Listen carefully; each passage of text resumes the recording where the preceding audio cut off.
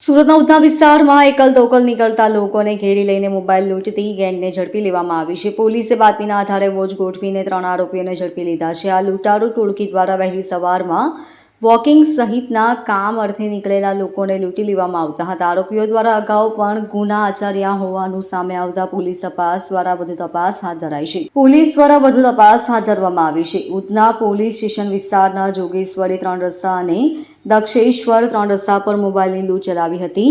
લૂંટ અને સ્નેચિંગને આરોપીઓએ અંજામ આપ્યો હતો, જેથી પોલીસે ધરપકડ કરી છે. એક રાહદારીને એક બાજુ લઈ જઈ માર મારી લૂંટ મોબાઈલની ચલાવી હતી. જોગેશ્વરી 3 રસ્તા પાસેથી આરોપીઓએ મોબાઈલની સ્નેચિંગ કરી હતી. પોલીસને બાતમી મળી હતી કે આરોપીઓ મોબાઈલ વેચવા પ્રયાસ કરી રહ્યા છે, જેથી મોબાઈલ વેચતા અગાઉ પકડી લીધા હતા.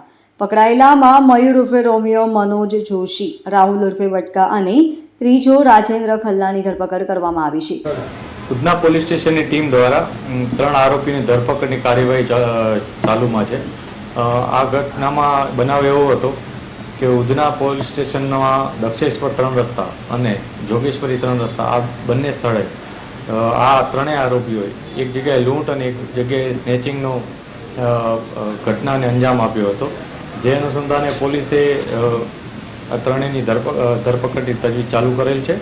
આ બનાવમાં આ ત્રણેય જણાવે પહેલાં એક રાહદારીને ઉધના જે દક્ષેશ્વર 3 રસ્તા છે તે બાજુ જઈ અને એને માર મારી અને એની પાસેથી મોબાઈલ ઝૂંટવી લીધો હતો અને લૂંટ ચલાવી હતી.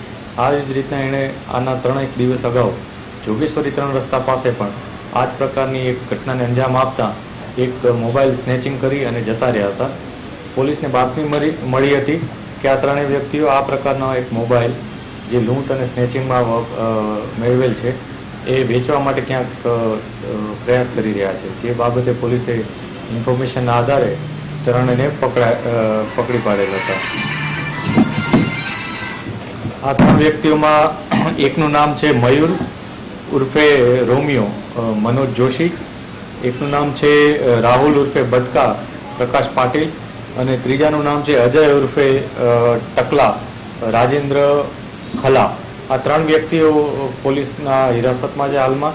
અને અગાઉ પણ આ ત્રણેય વ્યક્તિઓ લૂંટ અને આવા પ્રકારના સ્નેચિંગના બનાવોમાં સંડોવાયેલ છે. જે ઉધના, પાંડેસરા અને ખટોદરા આ 3 પોલીસ સ્ટેશનમાં આ લોકો વિરુદ્ધ ગુનો નોંધવામાં આવ્યો છે. Bureau report, LK star news, Surat.